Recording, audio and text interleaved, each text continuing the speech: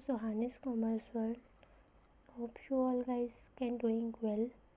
And yes, आज हम लोग इनकम एंड एक्सपेंडिचर अकाउंट जो है उसकी थ्योरी पढ़ने वाले हैं. So let's get started. Income and expenditure मैंने आप लोगों को बताया था कि ये जो होता है it depends on reception payment account. ठीक है, रिसेप्शन पेमेंट अकाउंट के बिना जो है इनकम एक्सपेंडिचर अकाउंट नहीं बनता है. तो हम लोग इसका मीनिंग एंड डेफिनेशन पढ़ सकते हैं without any disturbance. Okay, this is a revenue account. Okay, एक रेवेन्यू अकाउंट होता है जिसमें कि सिर्फ रेवेन्यू आइटम्स ही रिकॉर्ड होते हैं. ओके, जिसमें सिर्फ रेवेन्यू आइटम्स ही रिकॉर्ड होते हैं by non profit organisation such as educational institution, hospitals and et cetera, and includes all incomes earn during a given period. ठीक है, एक साल में जितनी भी अर्निंग हुई है, एक साल में with in 1 year. Okay, with in 1 year में जितनी भी इनकम हुई है या जो भी हमने कमाया है, जो भी हमारे पास से पैसा एक साल में जो गया है, चाहे वो हमारे पास कैश में आया हो या नहीं आया हो. ठीक है, बट अगर एक साल के अंदर अंदर गया है तो वो इनकम एक्सपेंडिचर में आता है. Okay, then characteristics. Nature. It is of the nature of nominal account. ये नॉमिनल अकाउंट होता है. ठीक है, जो हमारे गोल्डन रूल्स है ना 3 जिसमें real account, nominal account, personal account बनते हैं, उसी का ये है कि इसका नेचर नॉमिनल अकाउंट होता है. ये एक्सपेंसेस ऑन डेबिट साइड, जो भी हमारे सारे एक्सपेंसेस होते हैं वो हम डेबिट साइड लिखते हैं. जो भी हमारे इनकम्स होती है वो हम क्रेडिट साइड लिखते हैं. All the incomes are recorded in the credit side of the account.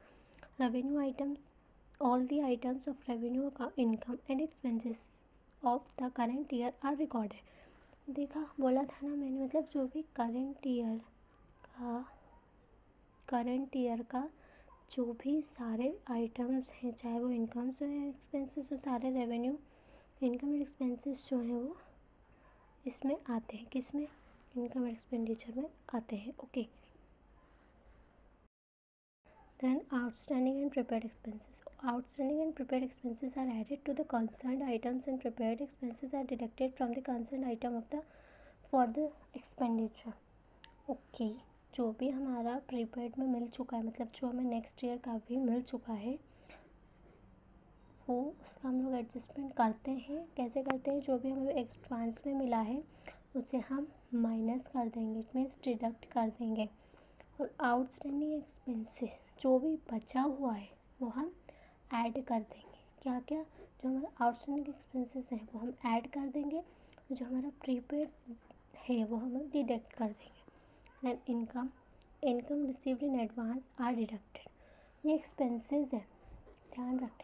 जो भी हमारे आउटस्टैंडिंग एक्सपेंसेस है, मतलब जो बचे हुए हैं वो हम ऐड करेंगे, और जो हमें एडवांस में मिल चुके हैं वो हम माइनस कर देंगे. इनकम, वही इनकम का उल्टा हो जाएगा कि जो इनकम रिसीव हुई है हमें उस साल के अंदर अंदर, उस पीरियड के अंदर अंदर, उसे हम एडवांस में जो मिली है वो माइनस कर देंगे, और जो इनकम मिली है उसे हम प्लस कर देंगे. मतलब जो भी इनकम एक्सपेंडिचर में क्या होता है कि जो भी आइटम हमें, चाहे वो इनकम हो या एक्सपेंसेस हो, जो हमें एडवांस में अगर मिला है तो उसे हम डिडक्ट करेंगे, और अगर बचा हुआ है तो प्लस करेंगे. Capital item, capital reception payments are not recorded, क्योंकि इसमें सिर्फ रेवेन्यू आइटम्स रिकॉर्ड होते हैं, इसलिए हम कैपिटल आइटम्स में तो रिकॉर्ड नहीं करते. वहीं अगर रिसेप्शन पेमेंट में देखा जाए तो रिसेप्शन पेमेंट में हम लोग रिकॉर्ड करते हैं. Period revenue receipts are expenses and expenses of current year are recorded.